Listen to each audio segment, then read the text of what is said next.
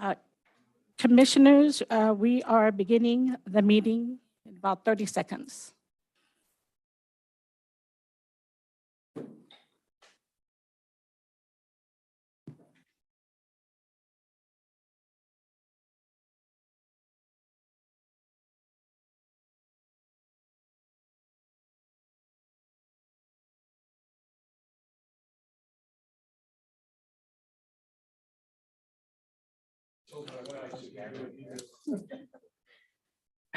We will be conducting tonight's meeting in person as well as in virtual setting using Zoom to allow staff, consultants, and public to social distance. Members of the public may view and listen to the meeting tonight on Wave Channel 18 and online through the city's YouTube channel. If you would like to participate in live public comment via Zoom platform, please refer to the agenda for instructions. Chair Lyons will begin the meeting momentarily.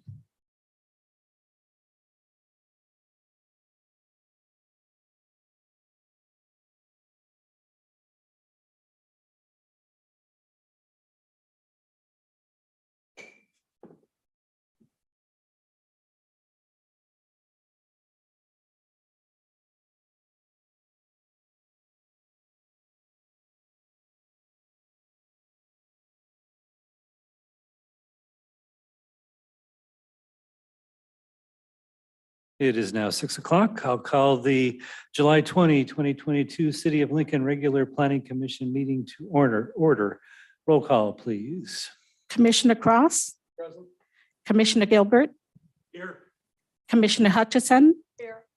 Commissioner Johnson? Here. Commissioner McKinney? Here.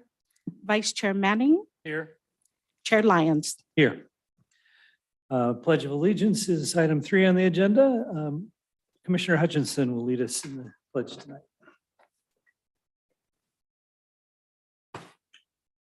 I pledge allegiance to the flag of the United States of America and to the republic for which it stands, one nation, under God, indivisible, with liberty and justice for all.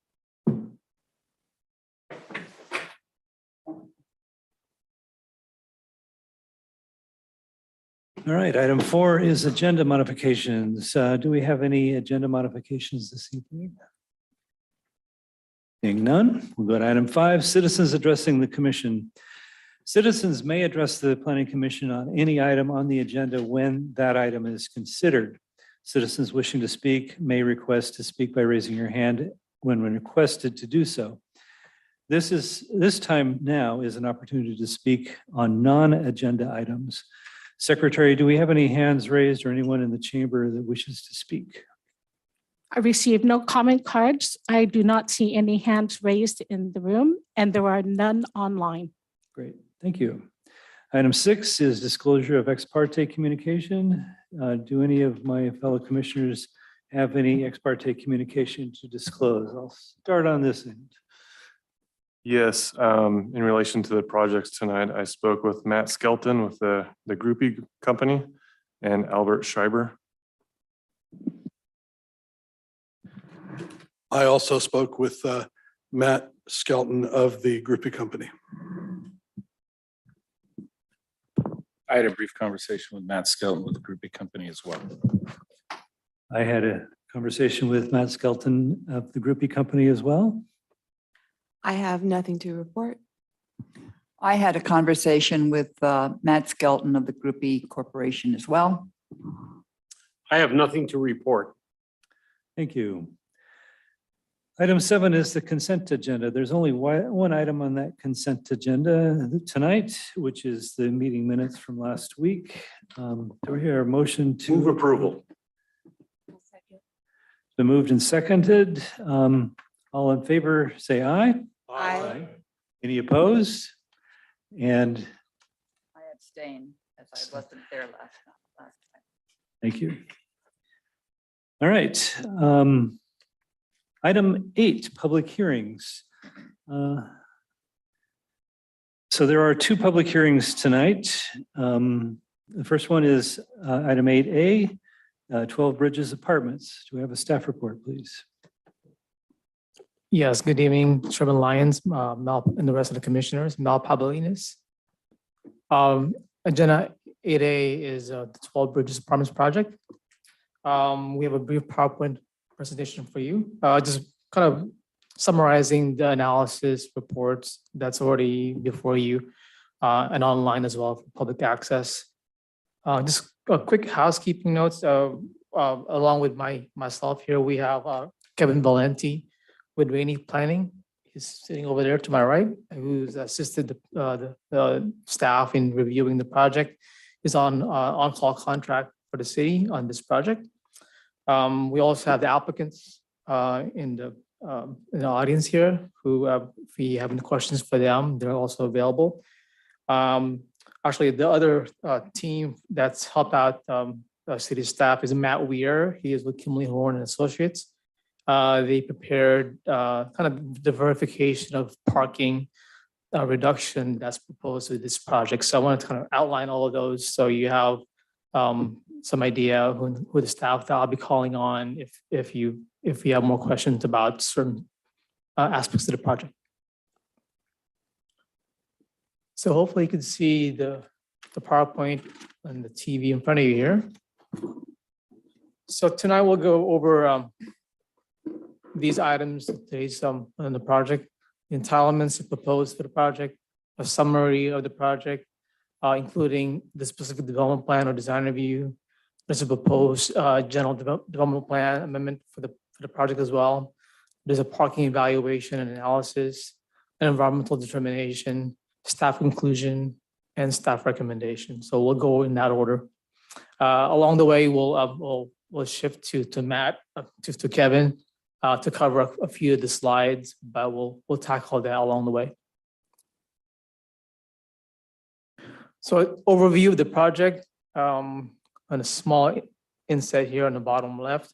Highway 65 is right here. 12 Bridges is right there. Not sure if you can see my mouse here, but the project, of course, it's shown in this green area with some brown area as well. Property is fronting off of Bella Breeze Drive and Dredson Drive in 12 Bridges. Kaiser borders the property to the south, John Adams Academy to the southeast. There's properties that are undeveloped on the north side, as well as in the south, on the northeast side of the project site. So, go through my notes here. So the property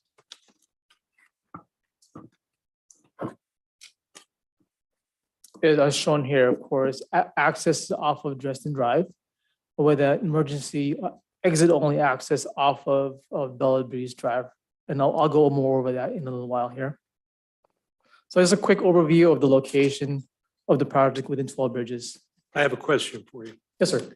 Could you please comment on all of the property that surrounds it in terms of, is there something active proposed or being done on those pieces of property? Sure.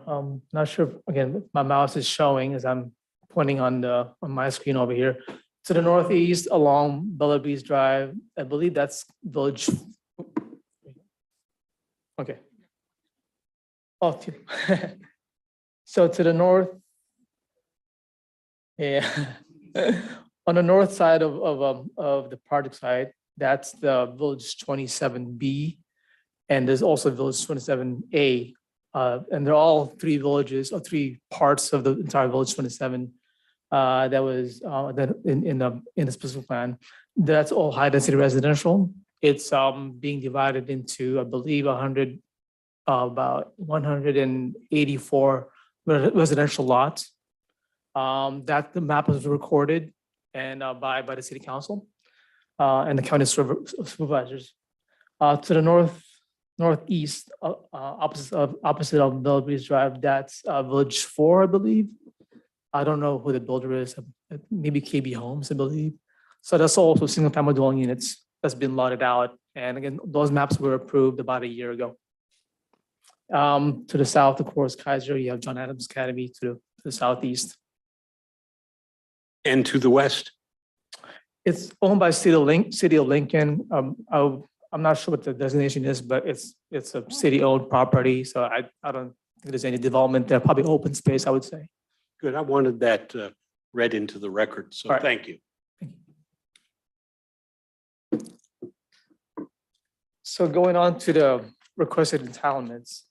So before you for this project is, there's two entitlements been requested, a design review or a specific development plan for the proposed construction of 189 market rate apartment complex on 8.41 acre site within 12 bridges. The second entitlement is an amendment to the general development plan for 12 bridges. The GDP is what we call it, was in existence for quite a while now. Over the years, it's been updated.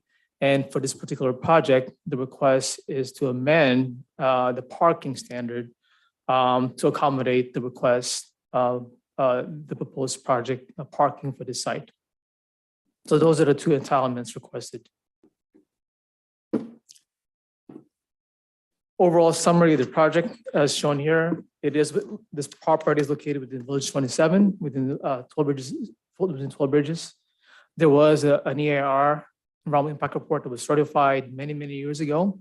Over the years, that EAR was amended according to each project. But for this situation, we're relying on the existing certified EAR for this project. The GDP was also adopted for the site. And the project itself is 189 market rate apartments, high density. HD1 is the zoning for the property. It breaks down to 41 one-bedroom units, 110 two-bedroom units, and 38 three-bedroom units. The design review component of this is that the apartment will consist of 3 stories, designed with a Spanish contemporary style. It uses soft tones, decor, and colors. It is a stucco construction, so it uses dark metals as well and other decorative stones. The project includes amenities such as community clubhouse, a pet spot with a pet spa, swimming pool, kids playground, open space trips, dog park, picnic area, and on-site parking. So this is the site plan that you already have in your record. I'm gonna try the pointer here again. Okay. Access off of Dresden Drive on the southeast corner. As you enter there, there's a rotunda or a roundabout entrance into the site. It is a gated development. So as you enter either to the right or to the left, there will be gates to access the site. Clubhouse is right immediately in front of at the entrance. Pools, of course, in the blue area right there, right behind the clubhouse. Other amenities including the playground and picnic area in the back. The brown areas are where the buildings are going to be. There's 7 buildings total. And of course, the pavement, of course, that's where the driveway circulation serving the site, and parking along the perimeter of those buildings. Green area, of course, the landscape area portion of the site. Exit will be off of Bella Breeze, which is to the northeast corner of the project. Well, I have a question. Yes, sir. You said 7 buildings. Was it 8? I think I heard you say 7 buildings. Oh, I'm sorry, it's 8. I miscounted. It's 8, Yeah, besides the clubhouse, it's 8. Okay. I just wanted to make sure that yeah. I didn't miss something. I had 7 in my mind for some reason. Lucky number. This is also the same site, depicting the landscaping that will be on site, mostly showing the trees that will be lining along the perimeter. So it hides some of the features on site, of course, kind of blocking the view, but also adds some vegetation amenity on site. They're everywhere within the perimeter as well as within the middle portion of the project. Some select views, perspectives of the project. On the northeast corner, is the project, of course, showing the project right in the middle. Also shows Kaiser on the left-hand side of the project site. This shows how it fits in the area. It is a high-density residential zone proper area within Village 27 of Toll Bridges. So this picture on the top left corner shows you how it all fits within that area. Of course, there's no development happening yet on the other properties that are vacant, but there will be development there also in the same density as contemplated in the specific plan. On the bottom left corner, that's another view of the apartment complex showing the three-story apartment complex there, the paseos and the landscaping that will be installed in the project. Top right corner, that shows the entrance view. You'll see it in the next slide, but there is a clock tower that's a nice amenity into the project site. Of course, you have, within there's a roundabout entrance into the complex. On the bottom right corner is some of the amenities on site. You have the picnic area, the pool, and the clubhouse just in front of the pool. Another shot of the perspective shots of the project. Top left corner, kind of a frontal view of what it would look like in terms of the buildings. Three-story sites with all the designs and Spanish contemporary decor that's proposed for the site.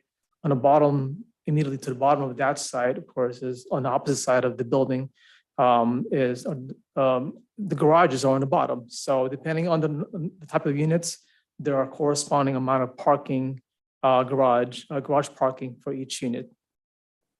As I mentioned earlier, on top right corner, that's the zoomed in version of the shot depicting the clock tower. The clubhouse is right below it, of course. So that's the main entrance into the office as well as the clubhouse into the site. Bottom right corner, that's kind of some shots that shows a portion of the area where there will be parking carports for units to use. So that's another shot there, perspective shot. The design review, the project was reviewed by the design review board back on the 25th of May.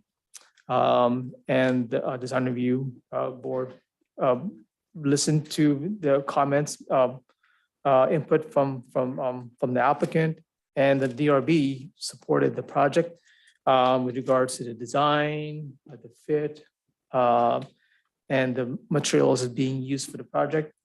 And then they're recommending approval to your commission tonight.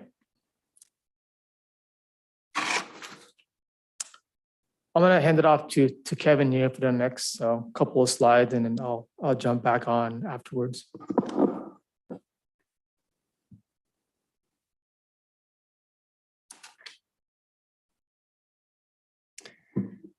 Hello, good evening, commissioners. Kevin Valente, contract planner, Rainy Planning and Management, currently under contract with the city to help process this application. So there's a proposed general development plan amendment for reduced parking for the site. The current City of Lincoln zoning code requirements require 2 spaces per 1 bedroom unit, 1 space covered and 1 uncovered, and then 2 spaces per 2 bedroom unit, both covered. In addition, a 1 guest space per every 5 units. So the current city parking standards would require a total of 416 total vehicle parking spaces for the project. The proposed project is requesting an amendment to the general development plan to change the off-street parking requirement for 1.5 spaces per every 1 bedroom unit, 2 spaces per every 2 or more bedroom unit, and 1 guest space per every 10 units. And then also 1 space, 1 covered space per every unit. That proposed standards equal to a total of 376 total vehicle parking spaces. And this project includes a total of 378. There was a parking evaluation and analysis prepared by Kimley Horn to review the proposed reduction. They reviewed the parking standards in 8 surrounding jurisdictions. And the proposed off-street parking requirement for the project meets or exceeds the requirements of all surrounding jurisdictions, with the exception of City of Rockland and the City of Citrus Heights. Excuse me, Yes. before you go any further, and I want to apologize, it was on the last slide. You didn't indicate on there what the standard was for a 3-bedroom. So Do we have one? no, there in the general development plan, there isn't a specific standard for a 3-bedroom. unit. Thank you. We've included a table here to show the different jurisdictions in the comparison. So the first column is what is currently proposed for this project. And then we have City of Roseville, City of Auburn, City of Rockland, City of Folsom, City of Placerville, City of Citrus Heights, Woodland and Davis, and then the current City of Lincoln. So we have it broken down from the 1-bedroom, 2-bedroom, and 3-bedroom, and then the guest spaces. And then shows the comparison to every city. So we have the 1.5 for 1-bedroom proposed, 1.5 for the 1-bedroom, 2 for 2-bedroom, and 2 for a 3-bedroom units. Plus it works out to 0.1 guest space for every unit, 1 for every 10. Comparing that along with the other jurisdictions, they are pretty similar with the exception of Citrus Heights. That has a larger requirement, specifically the guest space requirement. The total project ratio, that's what's proposed, works out to 2 spaces per every unit. And that's including the 1-bedroom total, that's 1.5, the 2-bedroom, 3-bedroom, and the guest. It works out to a total of 2 parking spaces per every unit. You can take that row and compare it. City of Roseville is 1.99, City of Auburn is 2, City of Rockland is 2.3, 1.5 for Folsom, 1.5 for Placerville, 2.04 for Citrus Heights, 1.7 for City of Woodland, 1.6 for City of Davis, and then current is 2.2. So it's still in the range of everything that's around. It meet or exceeds City of Folsom, City of Placerville, City of Woodland. Those are all requirements are much lower than what's being proposed now. And then also the covered project, the covered requirement is down to 1 versus what the current city is the 2. And then did you want? Okay, thank you. Thank you, Kevin. As with any projects, there's a CEQA component of review that takes place. In this case, being that the project is within the Toll Bridges specific plan for which a certified EAR exists, and this project is residential. As stated in this slide, we found that this project does qualify for an exemption, you could say, because and therefore no further environmental review would be needed. And that's in accordance with CEQA section 15182. So it does provide that streamlining determination, given that it is part of a master plan project development, and an EIR has been certified for it. So, and this project does qualify for that section per CEQA. Conditions of approval have been are recommended for your consideration here. There are 7 to 7 conditions of approval. It would ensure the orderly and timely implementation of the project. It also includes any mitigation measures that are applicable for this project that are based out of the certified EAR. And those conditions prior to any construction would be verified and reviewed by staff. So as discussed in the staff report, staff had determined that concluded that the proposed project is in compliance with the goals and policies and intent of the specific plan and the city's general plan. As outlined in staff report, and before you here is staff's recommendation that the commission adopt resolution recommending the city finds no further environmental review in accordance with CEQA section 15182 and approve amending general development plan for Toll Bridges Plan Area A And secondly, to adopt resolution recommending the city council approval of the specific development plan design review for the proposed Toll Bridges apartment project.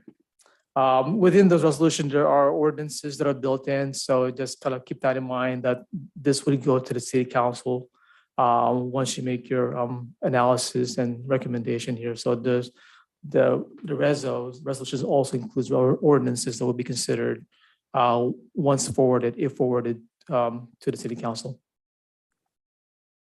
That's all that I have. If you have any questions for me or for my colleague, Kevin Valenti, as well as the applicants, if you have any questions for them, they are here to, we're all here to respond to any questions you may have. Thank you. I'll bring it to the commission. If you have any questions for staff before the public hearing, I will also bring it back for any questions or comments after the public hearing. So do you have any questions? Peter already started it, so we'll start with him. I don't have any further questions. I'd like a little bit of clarification. I apologize for not asking when Mr. Valenti was up. He was indicating the 2.0 parking spaces per unit. And I think that was the reason for the 2.0 in the aggregate is because of including the guest parking, one per, I just wanted to make sure that I understood that correctly. Okay, thank you. That is correct. Okay, thank you.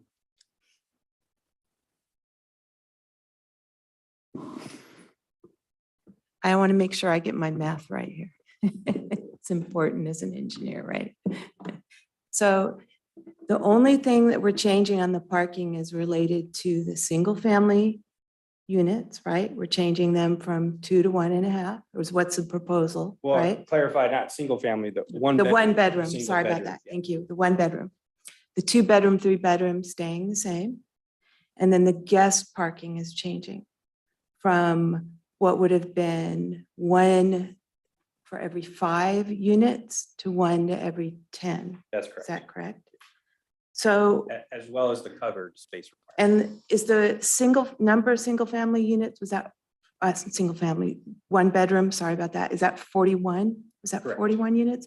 Okay, so when I did that quick math, I get a difference of 58 parking spaces. But when you look at your table, it's a difference of 40 spaces. So I'm either doing something wrong or it's a little better than what I'm coming up with my math. So maybe I'm trying to do this on the fly here. I was gonna mention that we have Matt Weir from Kimley Horn, who could provide some more context, maybe respond to your question as well. Because I just didn't see the differential numbers in total other than the table, right? So if you look at what's current is 416, required under the current is 416, if I'm reading this right, 416 spaces, correct? Correct. And what they're providing is 376. So that 378. 378, did I see? It says 376. That's on the there. requirement. That's the required. So that's All two right. extra. That's 2 extra. That's good. So there's a delta of 38 parking spaces is what we're talking about. Now, when I did the math, the 41 units times 1.5, and you get kind of an odd number, right? And anyway, I came up with a little different number than that, but I just wanted to clarify that's in total, what we're talking about are 38 parking spaces. A reduction of total 30, Okay. based on the proposed requirement compared to the current existing. Okay. And then my question is, I've seen in a neighboring community where parking reduction on an apartment complex resulted in significant public outcry. And, I'm trying to think, okay, if we, and I appreciate the Kimley Horn study. That was very helpful in trying to understand how this fits regionally. Was there any discussion with any of the neighboring properties like Kaiser, for instance? I could easily see overflow on a weekend, we reduce and there are more guests, they're going to want to go over and maybe park at the school or over at the Kaiser lot because there's big lots right there. Was there any outreach to those property owners? in this That's probably a better process? question for the applicants. You cited Kaiser, right? So Kaiser is a different use altogether, so they have their own ratio as required by the code, but maybe the applicant can respond to whether they did some outreach with regards to this issue you're bringing up, and we could ask that same question of the applicant. Yeah, I know they're not open on weekends, but I'm just curious, right? Because the school as well, I could easily see if people need extra parking, where are they gonna go, right? On the street, or they're gonna, if they have guests, they're gonna say, oh, there's big lots right next door. Go to the school lot, go to the Kaiser lot. And I'm just curious what communication has taken place with those neighbors. The applicant can speak to that. Yeah, Matt Skelton with the Groupie Company. After our design review hearing, we sent out notices to 800 feet from the property. And both Kaiser and the John Adams Academy were included in that noticing. And we rented out the 12 Bridges Library, the Willow Room over there, and invited everyone who was interested to come and learn about the project. And both of those entities did not show up. So other than that, we haven't had any communication with them. So. And then the residential. Your mic's not on. The residential property that is to the north, right? There's no traffic connection. It'll be a block wall between those. So there's really not an easy connection then between that future residential property and this apartment complex. Is that correct? It'll be a totally different community. Yeah, but there's Separate, no connection. no connection. No, it's not like it's on a corner and you can just park across the street and be in front of somebody's house very easily. No, and we are a gated community. This is a gated community. Okay, The only residents and visitors are allowing, or residents allowing access to their visitors would be allowed. okay. All right, that's my questions at this point. Thank you. Thank you very much. Let's start at the other end. Commissioner Johnson.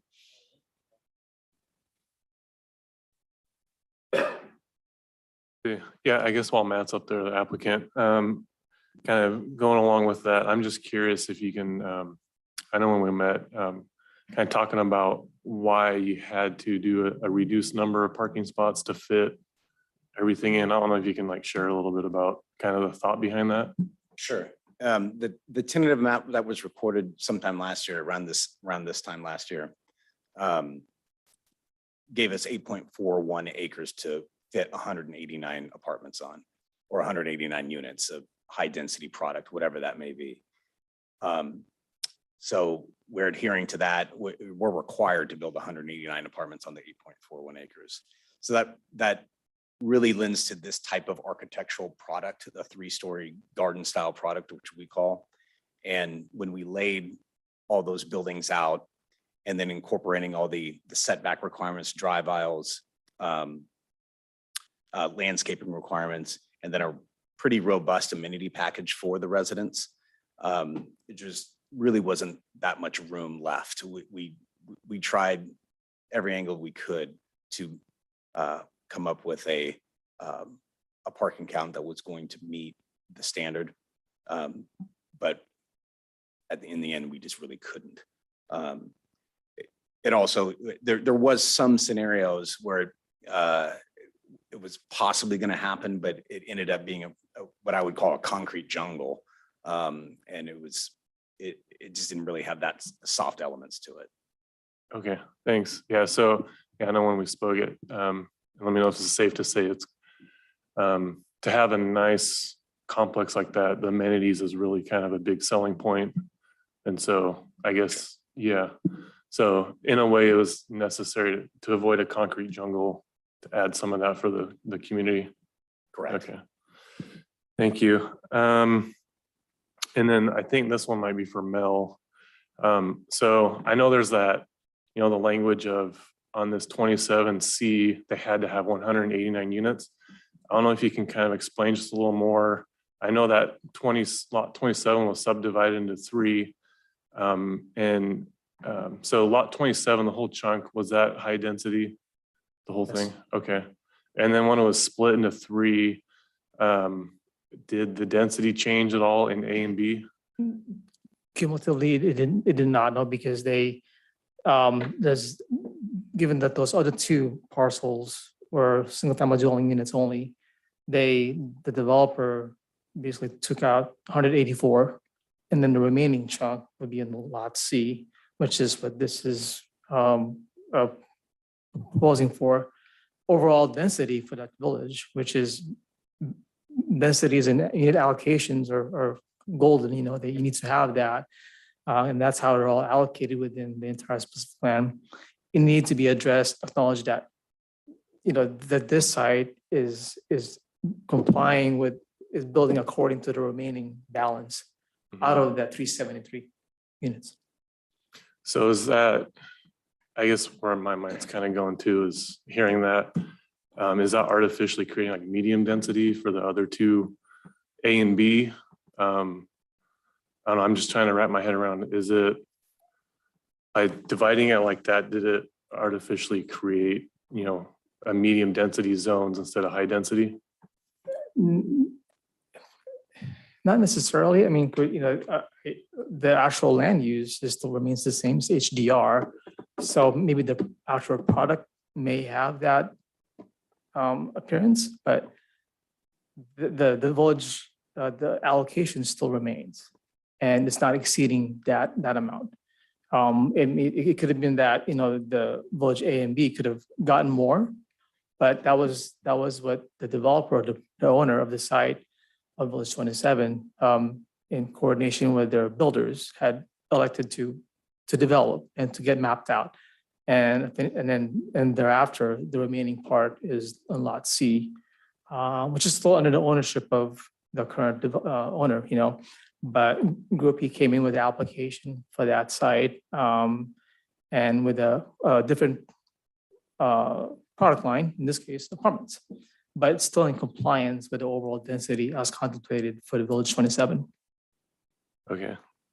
And then I guess kind of related to that too. So if you can please confirm, looking in the 12 Bridges general plan, it defines high density as 13 to 20 dwelling units per acre. Is that correct? Yes. Okay. So then in this case, 189 divided by 8.41 is 22.47. So do we still consider that in compliance?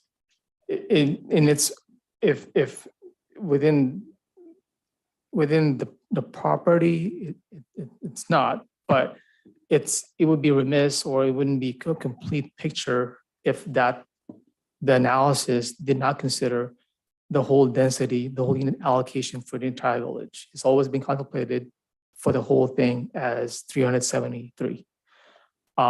So from an overall conformance standpoint, it still complies with that. It's just that the nature of the way it was split up and developed, A and B came in lower. And then you have been the balance at on this last parcel at a higher rate, unfortunately. But that's with the map being approved for parcel A and actually recorded for parcel A and B, it kind of set the way it's supposed to be set up, but still not exceeding the identified units overall for the entire village, because it's still within that fixed amount that whether it be A and B and C, it did not increase. It did not go beyond that. Okay. And then, let's see. So also in the 12 Bridges general plan for multifamily units, it says, let's see, a 50-foot height limit for building mass. So I just want to confirm, looks like at the plans, it looks like it's about 42 feet high with the tower from the 41. Okay. And there's nothing else higher than that in the, okay. All right. And then, Sorry, I guess I could save some of these questions out to public comment, but while I'm on a roll. So this, looking in the general plan as well, it talks about arterial streets and then also, what's the other term? So anyways, it talks about arterial streets, no parking is permitted on the surface streets. Driving by that property, I did notice there's no parking signs along those streets there. So I just want to confirm like that's going to stay the case. To my knowledge, the way it's Dresden Drive or Bella Breeze Drive, it still remains that. Matt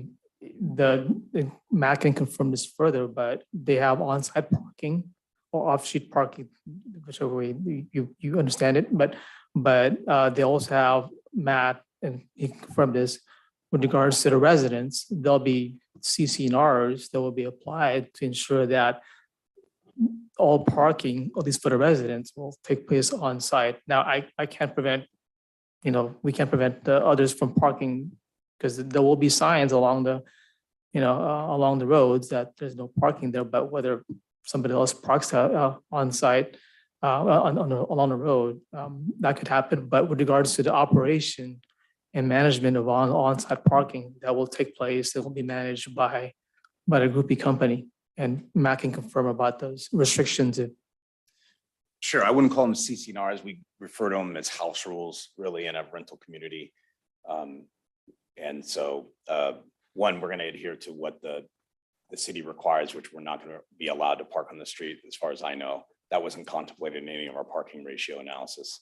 Okay, yeah, so that wasn't taken into account at all. It was Parking not, on no. Okay, excellent. So I guess bringing it back to the city's responsibility, of course, you can't prevent people from parking there, but let's say it starts getting to be, people start using it, parking and whatever being long-term, or, it just gets to be a mess. How does the city enforce that? I may defer to Christine Mollenkopf here with regards to the enforcement of parking. Sure. So if the vehicles are parking in designated no parking zones outside of the gated community, then that would be parking enforcement's responsibility to tag and tow those vehicles. When it comes to vehicles that are parked inside of a locked and gated community, it would be the responsibility of the property manager to enforce that. Okay. Those are all the questions I have for now. Thanks. Thank you, Commissioner Johnson. Commissioner Cross. Are you ready? I have no questions. Wow. Okay, Commissioner Manning. Yeah, so I do have some questions. So are the parking spots designated? Well, if we choose to rent out the garages as a package, then yes, and that's being considered how we'll manage whether it gets actually tied to you when you rent a unit, or would you just have one and go to your unit within the building? That's so yes, they would be assigned in the garages, and then carports, whatever the remaining is, it would be. So at least one of every unit would have a covered spot. Okay, so, but then the rest are just kind of open. Typically, that's how it works. Right. It would be open. So then the idea that the total guest spots could actually be taken by renters who have more cars than 2 per unit, correct? There wouldn't be any way to designate this is only for guests. Correct. Okay. It is what we would call open parking. Okay. And then with no parking anywhere on any of the streets around it, where would people park if there's no parking? If there's no more spots? Well, we hope that doesn't happen. And Okay. with our experience with developing thousands of apartments, we think a 2-to-1 parking ratio is robust enough where that would not take place. And we're comfortable as a company in developing and managing as we do manage our own properties as well, that we would even go down to a 1.85 to 1 ratio. Okay. Again, we think that's robust enough that wouldn't even take place. Okay. And then I'm not sure if this question's for you or Mel, but My other question would be, was there any compromise just because of the struggle with finding parking spots in location and garbage receptacles? I mean, I know this comes up with our board a lot, right? But where's the garbage at? Did we have to reduce any of that? Do you feel like that's adequate? I believe, I'm trying to see the parking, the site plan here, if we have it. And maybe Matt can help me identify the trash enclosures.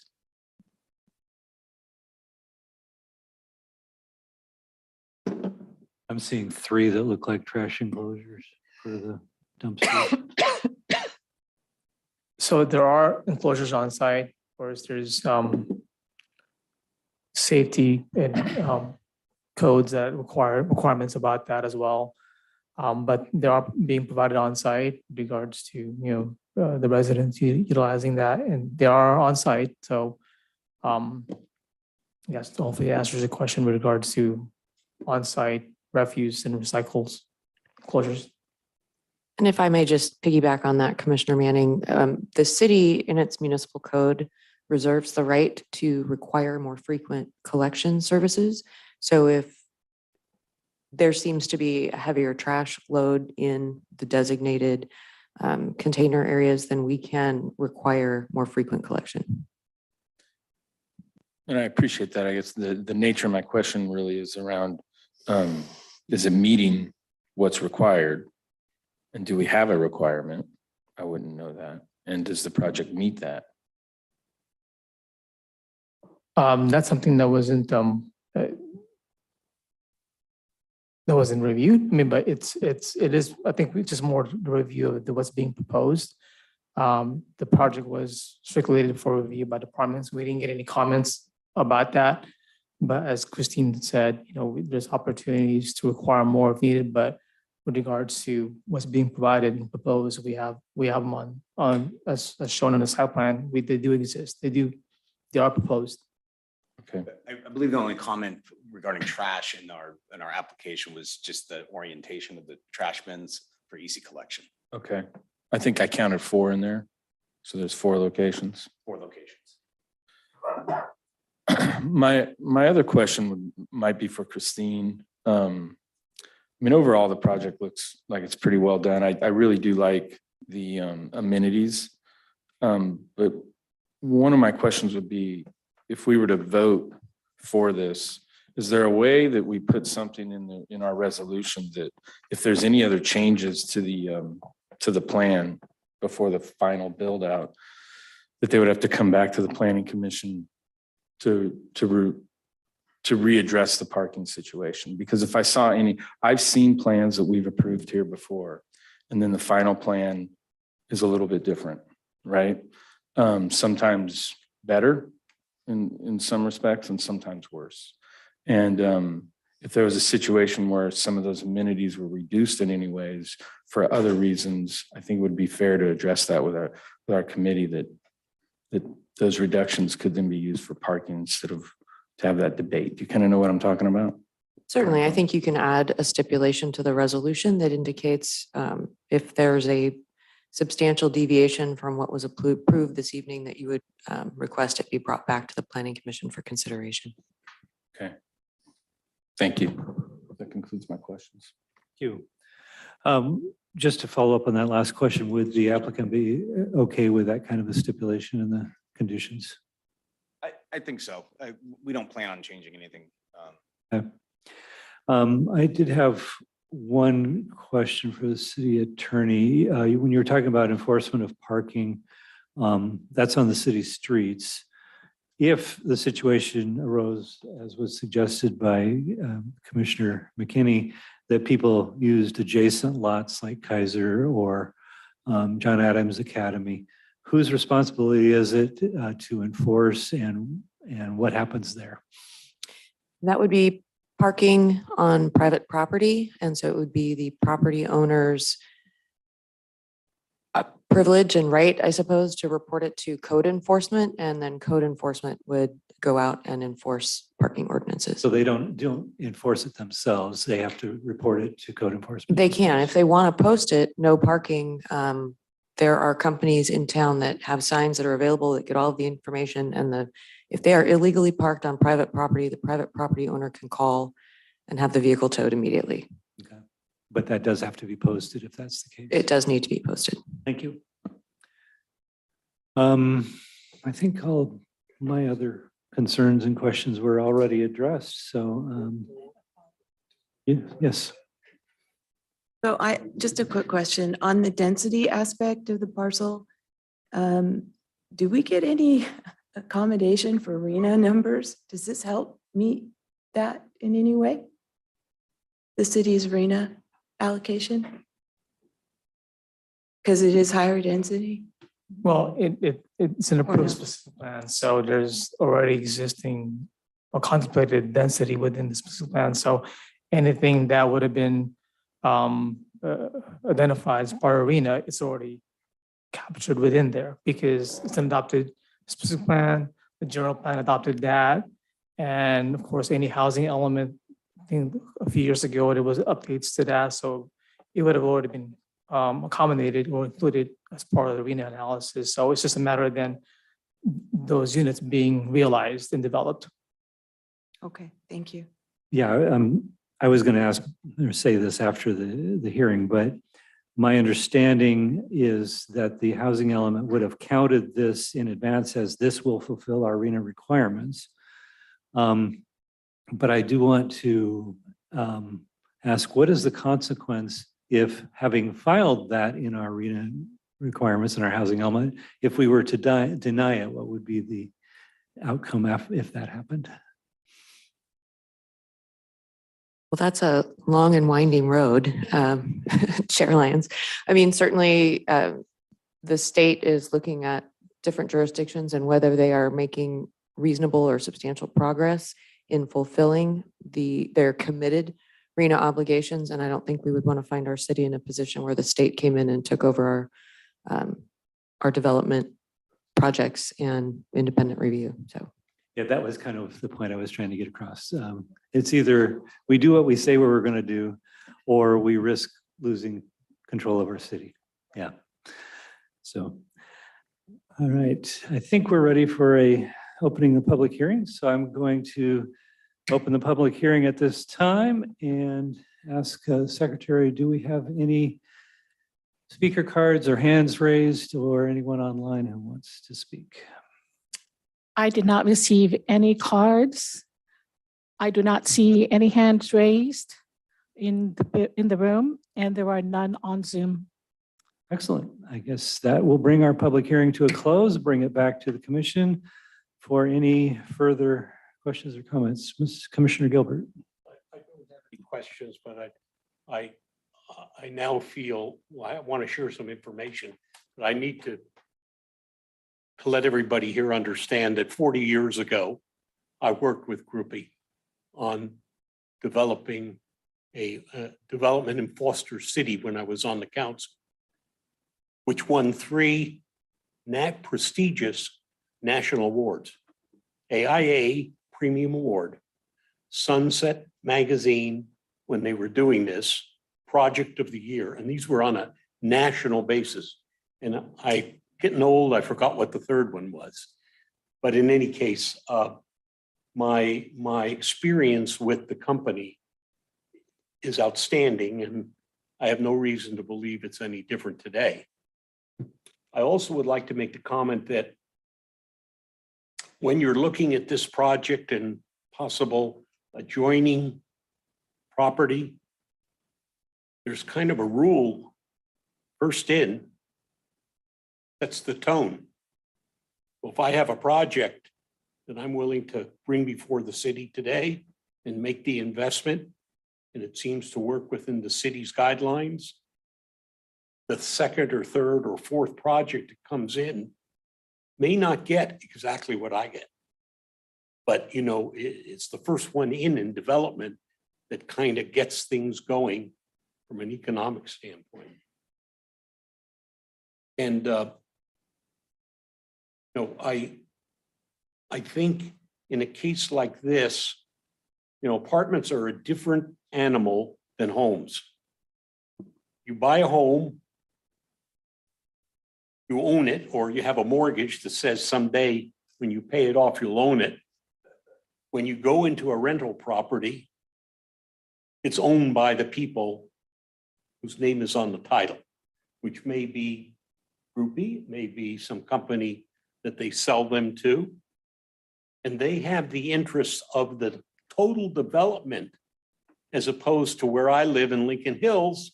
I own my home. I'm one of, some 6,783 homeowners. And so the association or the city have to deal directly with me.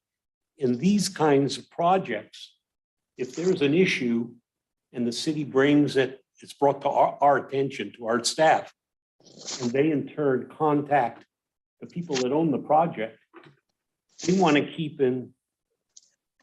a good relationship with the city. So unless we ask them to do something totally unreasonable, very expensive, et cetera, they're going to do it. So it kind of manages itself a little differently than homeowners, where one of them might decide one day to paint his house, some crazy color, and then, you've got the complications of going legal and all the rest. In this case, you generally can turn it over to the people that own the property, and they resolve the problem for you. So I wanted to share that with my colleagues because I think it's a little bit different than homes. Thank you. Thank you. Any other commissioners wish to add further comment or? No further comment. Let's start with Commissioner Johnson. Switch it up. Yeah. Let's see. I don't really have any more questions. Just want to say, thanks for, coming to Lincoln and investing in our area. I can tell, just speaking with you, going through the project, tonight, and you're sharing a little bit more details, sharing some thinking about planning it. I can tell that you put a lot of thought into it to fit into, like, I guess, the plan, the general plan and everything. And, that was that was the only thing, trying to squeeze in there was, the parking thing. But overall, just wanted to say, it looks like a great asset, thing for investment for the community here, and especially, putting some thought into the amenities, providing that. I know it's sometimes, those common areas are kind of shrinking a little bit. So it's great to see, some of those areas being implemented in there for the community. And just in general, apartments, this isn't like a set fact, but I don't think I've seen apartments built in Lincoln for, the whole time I've been here. I don't know, it might have been the 1980s, the last time apartments were built. 86. Was it 86? Yeah, 1986. So this is definitely needed within the city. I don't know if anyone has a number, how many current apartments there are in this. Is this going to like double, triple? I imagine it's significant amount. I don't know, but I don't have that yeah. But either way, especially given the nature of times, economics, just reflecting back on as a young family when we were starting out, I know I shared a little bit with you. It's hard times right now financially. A lot of young families, people trying to start out, they can't get a home loan right now, rising inflation and interest rates going up as a result. So offering this to the community is great because all of a sudden it's shifting from homes to what can I rent? And, these are market rate apartments. They're not, they are affordable, more affordable than a house, but they're not affordable, housing. And so I think that was important to note too, from our conversation. I know sometimes there's a stigma out there about apartment places, but this is not a affordable housing project. This is market rate apartments. But overall, I'm in favor of this plan, and I am in favor of, as Commissioner Manning has mentioned, we have seen in the past sometimes where things get through and then something changes. And it sounds like that's not going to happen with this, but I'm in favor of just putting a stipulation in there. And I don't know if you'd call it a condition of approval or an actual stipulation in the resolution. Thanks. Thank you. It's our pleasure to be here as well. And talking about arena needs, if we're happy to look at more high density residential parcels in the city of Lincoln. It's been a pleasure to work with them, and Mel's done a great job pushing this through. Thank you. Commissioner McKinney. I'll be brief. Some of my thoughts have already been stated, but I was a little concerned about the parking changes, but the study by Kimley Horn was very helpful. So I appreciate the investment in that. And that continues to show that even with the reduction, we're still, at a parking level that exceeds some of our neighbors, maybe not all of them, but we're in the upper third at least, right? I don't know what that was, but that was very helpful. The arena allocation, I think, keeping these units in is very important for the city to meet those numbers. And this helps get us there. And the diversity in housing that we need within this community, that's absolutely necessary, as Commissioner Johnson just mentioned. And so thank you for investing in the community, and I appreciate the efforts, and it looks like a beautiful project. Thank you. Commissioner Cross? Yes, I'd like to thank you for the presentation, for the information. I'd like to thank Mr. Gilbert for his comments, filling us in on a little history, because I think that's important. Somebody that's been around for 30 or 40 years hopefully knows how to get it right. And I have absolutely no concerns whatsoever about the parking. And the reason is the people that develop the parking standard are the people that are going to have to live with it. They own the building. They're going to manage it, and they have to be there every day to make sure everything works. So it's not like they're saying, here's a parking standard. Good luck. God bless you. I hope it works. They're saying, here's a parking standard. Now we have to enforce it. And that's weird. We have to enforce it, and we have to make sure that it works. So I think a good thing for us to do would be down the road, check with them and say, hey, how's this working out? If it's smooth and things are going well, then we have some history to go on. We can see what's happening. If they come back and say, man, we'll never do that again. If we don't have 20 extra spaces, we're going to die. So again, you came up with the standard, you're going to have to live with it. I'd just be anxious to see some feedback to see how it all works out. But I have no problem with it whatsoever. I think it's a good project, and it's well within the development boundaries that we've established for you. So I think we would have a responsibility to approve this, because we tell people this is what we want you to do. And we have some pretty tight and tough standards that we ask them to meet. When they meet those standards, I think then we have a responsibility to come back and say, thank you, here you go. And now let's work together and live together. So thank you. Thank you. Commissioner Manning? I might as well comment if this whole side's going to do it. So I do think it's a fantastic perspective, and I appreciate it getting brought up around ownership of apartments and looking at them a little bit different. It is something that I think can get lost in the shuffle at times. And I think the perspective that an owner builder that's going to build an apartment complex, they want to build an asset that's going to be good to their books. And so that's a little more reassuring. I will admit that a lot of times I look at things from a developer standpoint, that they develop things, we see problems sometimes, and we might allow it to go. And then when they're done with that development, they're long gone and those problems are ours, right? So I think that's a great perspective. And the fact that I think you said that you guys have built developments, apartment complexes around the 1.8, and you'd be happy with that. I think that's pretty reassuring too. So I appreciate that perspective. Thank you. Thank you. Yeah, I shared some of the concerns initially when I first read about we're going to cut back parking, really. But then first off, that study that was done was very, very helpful. But even then I questioned, does Lincoln really want to be like all the communities? Don't we want to be better?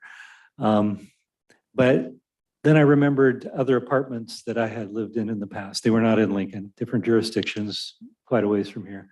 But I had in one place a 2-bedroom apartment. I was assigned 1 parking space, and there was nowhere near an equal number of guest spaces, or even what you had here was 2 to 1. So, and then another one was a single bedroom apartment. And again, I was assigned 1 parking space, and there was very, very little guest parking. So I think this is pretty generous compared to my past experience. So I think I'm comfortable with it. So do you want to draft a condition of approval for bringing it back to the commission? And what would that look like? Any motion to, should that be handled via a motion, an additional condition of approval? I think we can take staff direction. I think it's pretty clear, Or we the can, language that you want. You can give us, Make the motion to approve with this condition added? kind of thing? correct. Okay. So, do we need a draft language for that? I think we can do that as a staff level. It's ministerial. Okay. Both resolutions or just the one dealing with parking? It would be 14. Not 13. correct. Yeah, 13 is mostly about CEQA. Right. Correct. So with respect to resolution 14, approval with staff being directed to add a condition of approval Right. along the lines of what we just discussed. It's resolution 12. I have 13 and 14 on my document.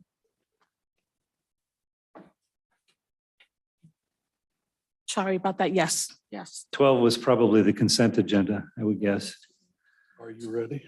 All right, so we are ready to entertain a motion to adopt resolution 2022-13, recommending city council find that no further environmental review is required under state CEQA guidelines, and to approve an ordinance amending the 12 Bridges General Development Plan and zoning regulations.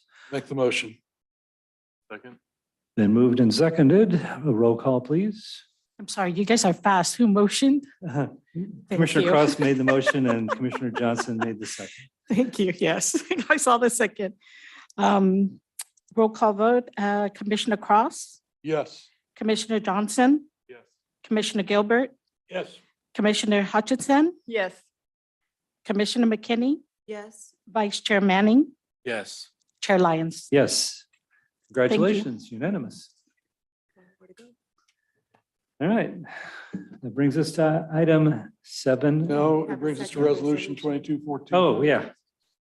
Brings us to resolution 2022-14, recommending city council approve a specific development plan design review for the proposed 189 unit 12 Bridges apartment project, with the staff adding language requiring it to come back to the planning commission if there is any substantial changes. So moved. Second. It's been moved and seconded. Did you catch who said what? I All right, did. good. Roll call, please. Thank you. Commissioner Hutchison, Yes. Commissioner Gilbert, Yes. Commissioner Cross, Yes. Commissioner Johnson, Yes. Commissioner McKinney, Yes. Vice Chair Manning, Yes. and Chair Lyons. Yes. Okay, now congratulations are in order. Sorry, I jumped the gun there, getting excited. So that brings us to item 8B, Liberty at Lincoln. Staff report, please. Thank you. Hello, good evening. Mel Pavlinas, Planning Manager. Item 8B is proposed Liberty at Lincoln project.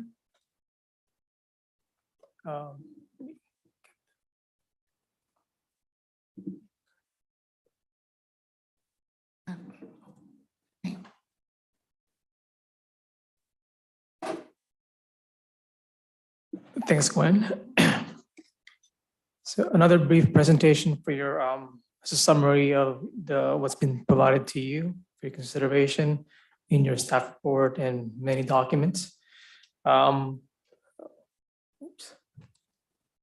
So just a quick housekeeping again. Kevin Valenti is also in with Rainy Planning, has been hired to help me out in getting this project processed. So he'll cover a couple of the slides towards the end here. And in the meantime, I'll go proceed with the rest of the slides in the beginning. So we'll cover previous approvals, the proposed entitlements, the development agreement amendment, proposed construction of phase one, vesting tentative map amendment, general development plan amendment. We'll also cover the internal residential street design, environmental determination, conditions of approval, staff conclusion, and staff recommendation. So this is an aerial photo of the project site.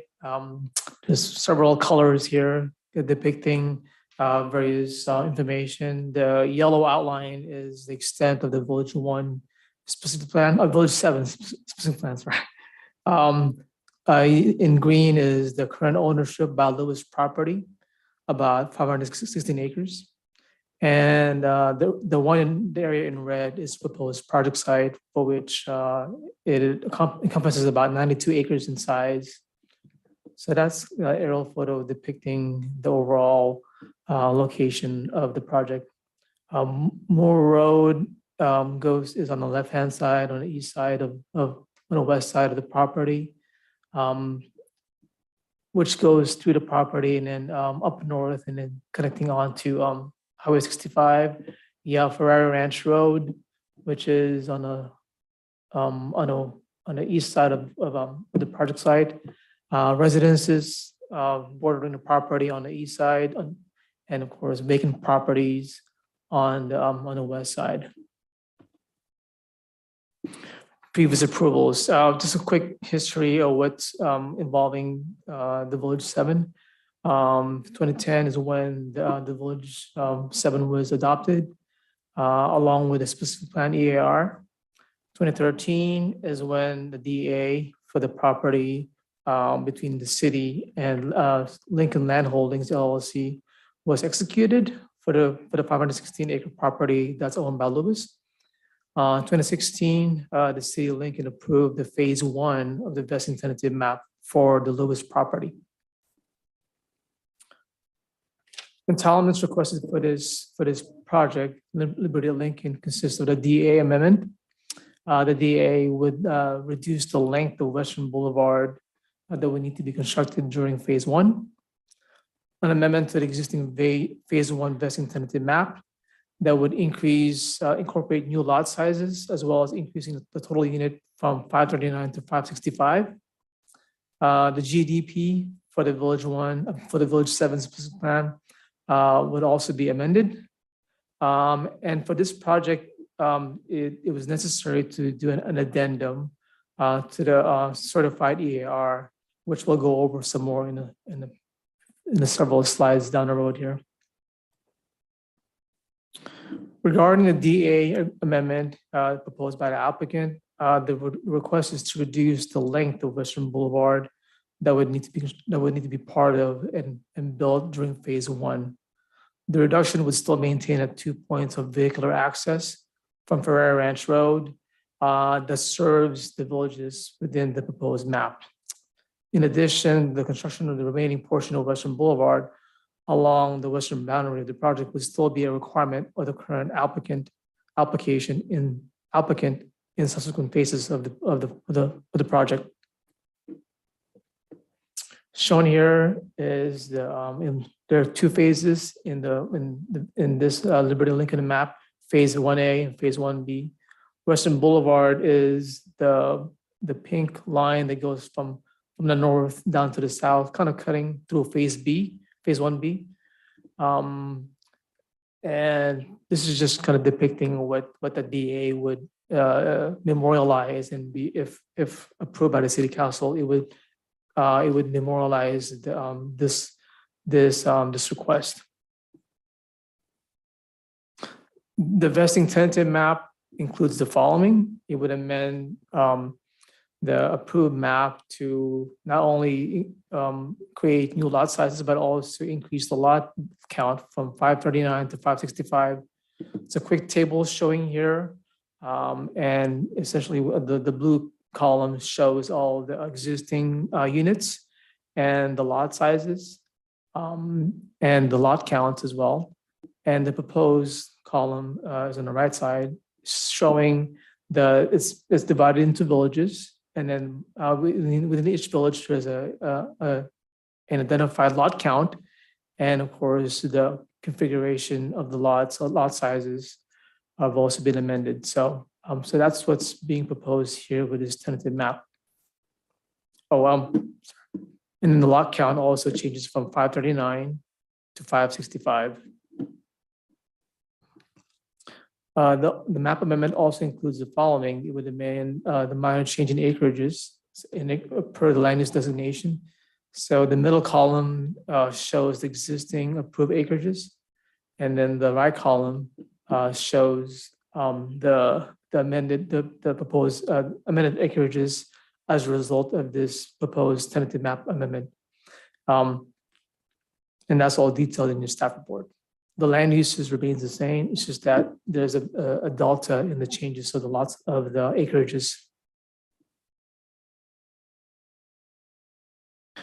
The approved vesting tentative map as shown here is on the left-hand side, and the proposed vesting tentative map is on the right-hand side. Again, it's not, you really can't tell, but the actual they do get smaller. But the main thing here is the Western Boulevard would be subject to a DA amendment. The park in the middle of the property there is still shown as will be retained. And circulation, minor changes there, but not that much. It retains pretty much more or less the configuration of circulation, street design and whatnot. But this is what's being proposed for your consideration. The GDP is also being amended, and to this amendment, some of the homes would have revised setbacks for the front-loaded villa homes, and they're all outlined in this. Some of the minimum lot size widths for lots in cul-de-sac will be reduced from 35 feet to 30 feet. Some of the street side setback to porch, stoop, or patio would be increased from 5 feet to 10 feet. So those are the typical standards that would be addressed to this GDP amendment. The other amendment that's being proposed would be to establish standards for the front-loaded villa homes on the proposed new lot sizes. And these are the 50 by 90, 55 by 80, 45 by 80, 40 by 90, and 45 by 67 configuration of these new lot sizes. Staff had provided this slide discusses a memo that was provided to you. I'm assuming was provided to you. It's a staff memo that I'm assuming you have it. Okay, it's with your agenda. So the memo essentially highlights the fact that there are some changes that are minor in nature. Within the specific plan, there's categories of what a major change is that would require changes to the GDP. But typically those are like your backbone infrastructure being changed or density being changed. As part of this project, via that memo, there is a proposal that we're trying to work out with the applicant, engineering department, with the applicant regarding some street sections.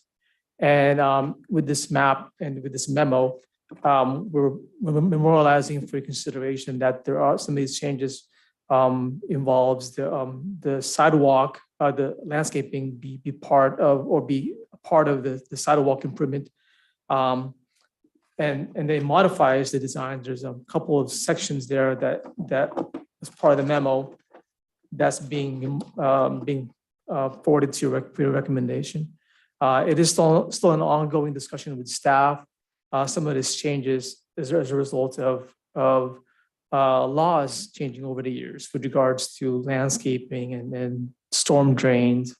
So staff been in coordination with the applicant to try and incorporate that design, but the design itself is minor and is within the allowance of the minor change section of the Village 7 specific plan. So that's just a memo to you for consideration. The need to be highlighted. Oh, this is, sorry, I kind of jumped the gun here. So this is the two changes that's inserted in your memo. Kind of showing the what's going from the J1 is the current design for for streets. And then the J2 is what's being proposed to be part of the tentative map. Again, it's more of the engineering design level that's still ongoing for coordination with staff, between staff and the applicant. I'm gonna have Kevin cover the next several slides involving the CEQA determination for the project. Hello, good evening again. Kevin Valente, contract planner for the city. So pursuant to state CEQA guidelines, an addendum to the certified specific plan project has been prepared to determine if the preparation of an additional supplemental or subsequent EIR is required. The addendum determined all applicable mitigation measures from the certified specific plan EIR for the major backbone improvements shall be incorporated, and no additional mitigation is required as a result of the proposed changes, which is the lot size and the roadway change. Therefore, considering the quality of the certified EIR, the nature of the underlying project approved in 2010, and the limited nature of these proposed changes to that approved project, the certified specific land project remains relevant to the current proposal. As a result, there would be the proposed changes would not result in any new significant information, new environmental impacts, new mitigation measures, or revised alternatives that would require the preparation of additional supplemental EIR. So essentially, the existing environmental review that was done is still adequate for this proposed project. There was conditions of approval prepared by city staff. There's 17 new additional conditions that are being applied to the project. And that's in addition to the original 112 previous conditions that are still applicable. So based on these changes, there's 17 new conditions that's being applied. These will ensure orderly and timely implementation of the project. Includes all applicable mitigation measures will be implemented.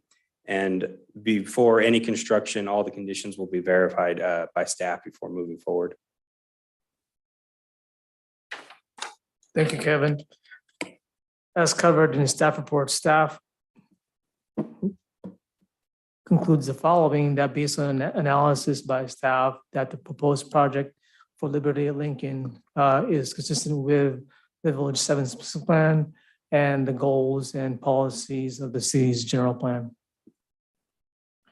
As detailed in the staff report, staff recommends the following, that the commission adopt a resolution recommending the city council adopt a proposed addendum as a sufficient and adequate environmental review document for the project. Adopt resolution recommending city council approve the general development plan amendment. Adopt resolution recommending city council approval of the DA agreement amendment. And adopt resolution recommending city council approval of the phase 1 vesting tentative map. That's all we have for tonight on this project. The applicant is here in the audience, and if you have any questions for them, we can I'll call upon them. For staff, also available for any questions you may have, as well as Kevin. Thank you very much. So I'll bring it to the commission for questions before the hearing, and I'll also give you an opportunity for questions or comments after. I'll start on this end this time. Commissioner Johnson. Yeah, I'll save any questions for after the public comment, but just wanted to point out, you might have seen it on the memo, as it's going to be an official record. It has agenda item number 8A on the header. Yeah. All right, thank you. Yeah, no worries. Just before it's finalized, memorialized in history. Thanks. Well, actually, okay, you're right. Thanks for that correction. That while that is a document in the packet, that's not actually formally part of the resolution, so it's not hugely material. Okay. Yeah. Commissioner Cross. Yes. I noticed there were 17, excuse me, conditions of approval. My question would be, is the owner of the project, the developer, comfortable with those 17 conditions? You're okay? So there's no conflict between the city and developer. You guys are all good with those conditions. All right. That was my only question. I want to make sure everybody involved is on the same page. We either have 17 points of contention or 17 things that everybody agrees on. And I'm comfortable with that answer. Thank you. Thank you. Commissioner Manning. No questions? Okay, Commissioner McKinney. None at this time. Commissioner Hutchinson None at this time. and Commissioner Gilbert. I don't have any questions, but I guess in interest of full disclosure, I have met with the principals of the firm Lewis family on many, many, many occasions while I was a member of the city council. And I also met with the applicant who's here tonight, one of their senior officers, on many, many, many times. But again, although we talked about this area, it was not at the level of detail that we're seeing tonight. But I wanted everyone to be aware of that as well. So thank you. Thank you.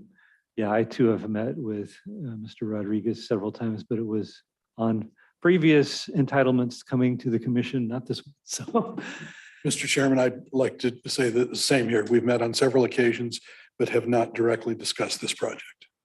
Thank you. okay, so that'll bring us to opening up the public hearing, and the public hearing is now open. Secretary, do we have any hands raised or comments? I did not receive any comment cards. I do not see any hands raised in the room nor on Zoom. Excellent. Then we will close the public hearing, bring it back to the commission for further comment. So let's start at this end this time. Commissioner Gilbert. Well, I guess my only comments would be that any experience I had with this organization while being a member of our city council, we're at the highest level of integrity. They're totally honest people. If there's a concern about something, they address it quickly and professionally. And so it would be my intention to grant them their approval this evening. Commissioner I Hutchinson, have no further comment. Commissioner McKinney. The only thing that crossed my mind was really about the CEQA aspect of this. You know, it's a 2010 document, and we are adding units, not a lot, but we are adding a few units. And so I was curious if, you know, in evaluating the use of an addendum, was capacity of utilities looked at, you know, in particular wastewater capacity. Not as concerned on the water side, but on the wastewater side, was that evaluated? Yes, that was evaluated. All sections of CEQA were evaluated with the addendum, and no additional impacts were identified and no additional mitigation. All the mitigation that was identified previously is still applicable and still cover the unit increase, the proposed unit increase. Because the master plans associated with that were fairly aged to look like 2011, I think was the date. And so, you know, any general plan changes from that time or units, additional units outside of this project from a cumulative perspective. So staff is comfortable with the increased capacity. That's correct. And in the development agreement, are there any phasing timelines that say, you know, certain things must be completed before X number of units? Is there anything like that that's, because I didn't see the development agreement. For this project, it was pretty focused. It only involves roads, which are, I outlined earlier regarding Western Boulevard. So anything else that's existing in the current DA would still apply. Maybe Christine can comment on that further, but as it involves this project, it's limited just to what's being requested of you, your commission and the city council to be amended. So maybe Christine can comment further. That's probably a question that's not really in the legal scope. If the DA says that there's phasing, then there's phasing. Yeah. I haven't looked at that That issue hasn't because it changed. wasn't before us. Okay, thank you. Thank you. Commissioner Manning. I have no comments. Commissioner Cross. I'm good, thank you. Commissioner Johnson. Just one question. So it increased 26 lots. Did the park size change at all? I don't have the, try and get the exhibit here. No, it did not. Okay. Yeah, it looked to me like the park might actually be slightly bigger, just a teeny bit. I was trying to figure that out because there's more acreage. How do you have more acreage out of the same lot? And Right. from what I can tell, the northern boundary is just a hair higher than it was before. Is that not? I think the applicant would like to speak to that. Yeah. Let me get the site plan or the map here. I was like, where did you manufacture acreage? Yeah, I'm just curious where that Thanks. extra. Phil Rodriguez with Lewis Plain Communities. Yeah, I wish we could manufacture acreage. Really, it's a relatively complicated answer.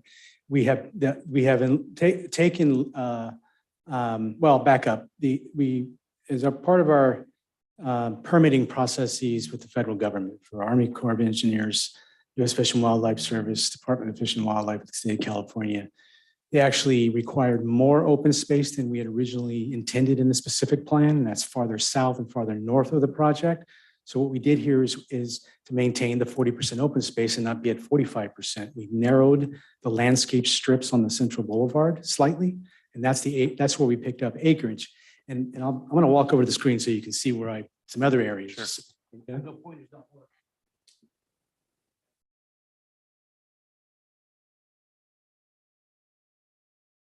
I noticed that.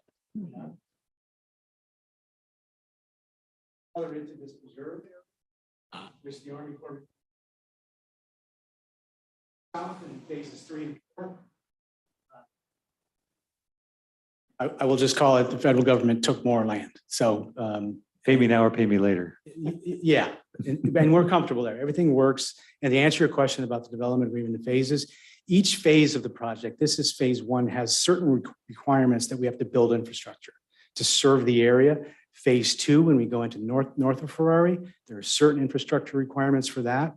And then we get into the phase 3 and 4, we'll build 2 bridges south of phase 1 and some infrastructure south of that, as well as 18-inch water line extensions to serve other developments in the future. So there's plenty of detail in the DA in exhibits that explain exactly what we need to do for each phase. Hope that helps. Thank you. Yeah, thank you for that. I'm pleased to hear that the park space didn't shrink. That's good. So that's good for the community. And I don't have any other questions. Thank you. I don't think I have any questions at this time either. So if it please the commission, we'll move on to resolutions. I will entertain a motion to adopt resolution 2022-15, recommending city council adopt the proposed addendum to the certified 2010 Village 7 specific plan EIR for the Liberty at Lincoln project, certifying the changes will not result in any new significant information of substantial importance, new impacts, new mitigation measures, new revised alternatives, or an increase to the severity of the previously identified impacts. And that would require major revisions to the 2010 Village 7 specific plan EIR. And therefore, pursuant to state CEQA guidelines, the preparation of an additional supplemental or subsequent EIR is not required. Is there a motion? So moved. I'll second. It's been moved and seconded. Roll call, please. Yes. Commissioner Gilbert, Yes. Commissioner McKinney, Yes. Commissioner Cross, Yes. Commissioner Hutchison, Yes. Commissioner Johnson, Yes. Vice Chair Manning, Yes. Chair Lyons. Yes. Second resolution, I'll entertain a motion to adopt resolution 2022-16, recommending city council approve the Village 7 General Development Plan amendment to reflect the amended development standards requested by the applicant. So moved. Second, It's been moved and seconded. Did you catch who? Yes. Roll call, please. Commissioner Johnson, Yes. Commissioner Cross, yes. Commissioner Gilbert, Yes. Commissioner Hutchison, Yes. Commissioner McKinney, Yes. Vice Chair Manning, Yes. Chair Lyons. Yes. The next one is resolution 2022-17, recommending city council approve the Village 7 Development Agreement Amendment between the City of Lincoln and Lincoln Land Holdings LLC, Lewis Communities. Is there a motion? So moved. I'll second. Been moved and seconded. Roll call, please. Commissioner Hutchison, Yes. Commissioner McKinney, Yes. Commissioner Cross, Yes. Commissioner Gilbert, Yes. Commissioner Johnson, Yes. Vice Chair Manning, Yes. Chair Lyons. Yes. And resolution 2022-18, recommending city council approval of the amended Village 7 Phase 1 vesting tentative subdivision map. Is there a motion? So moved. Second. Been moved and seconded. Roll call, please. Commissioner Gilbert, Yes. Commissioner Johnson, Yes. Commissioner Cross, Yes. Commissioner Hutchison, Yes. Commissioner McKinney, Yes. Vice Chair Manning, Yes. Chair Lyons. Yes. Congratulations. And I'm looking forward to this. It's been a long, long road going through the recession, and I know a lot of this was put on hold for quite a while. So I'm glad to see you finally to the point of moving forward.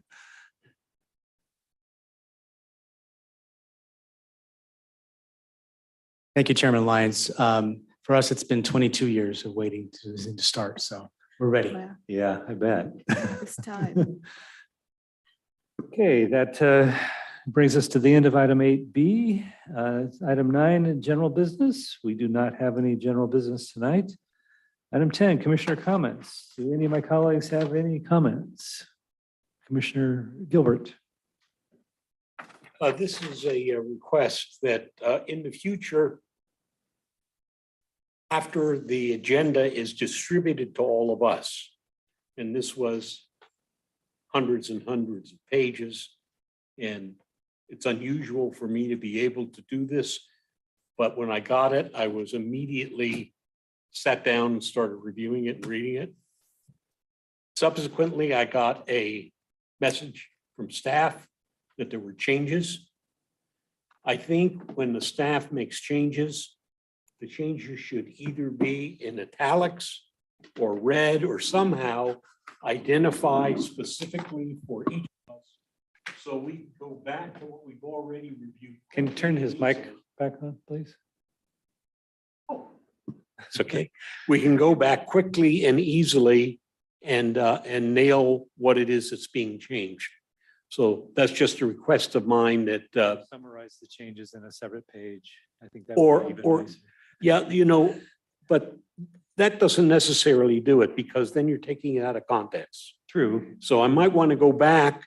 It may have been a section that I didn't read very carefully because, I've seen it before in previous documents. I don't know about the rest of you, but when I get to something that I feel I know, I kind of skip over it and I look for the meat of that proposal where we're going to be making the decision. So I think it's very important that if it's just a small change to a page, that we get that page with italics or red or whatever they want to do so that we can immediately go to that and visually see the change. Or have a single sheet saying the changes on this page go there.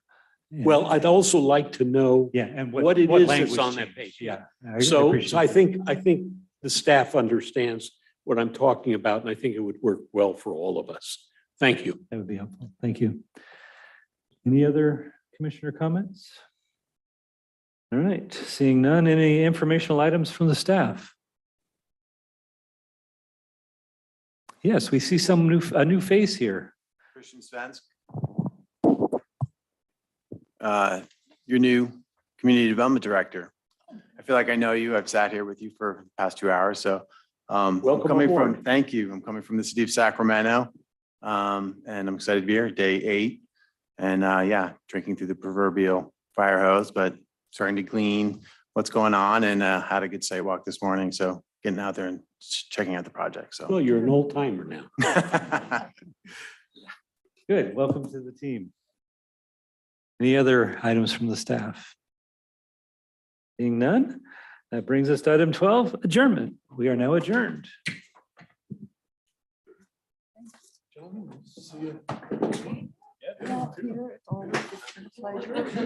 Yes. Yes. It's good to see you. Kept that quiet. We'll have to meet for coffee sometime. Kept that quiet. Did you say your jeans? My youngest son is 44.